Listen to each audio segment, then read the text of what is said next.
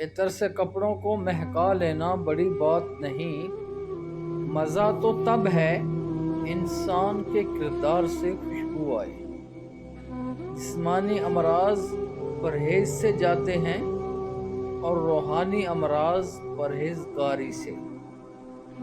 جیت کی عادت اچھی ہوتی ہے، لیکن کچھ رشتوں میں ہار جانا ہی بہتر ہوتا ہے۔ نماز کی فکر اپنے اوپر فرض کر لو، خدا کی قسم دنیا کی فکر سے آزاد ہو جاؤ گے اور کامیابی تمہارے قدم چومے گی۔ بقول حضرت علی رضی اللہ تعالی عنہ،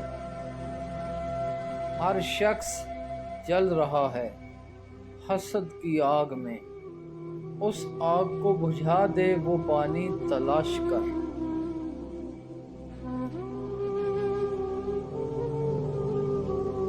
ویڈیو اچھی لگی ہو تو چینل کو سبسکرائب کریں اور ویڈیو کو لائک کریں اور آگے شیئر کریں۔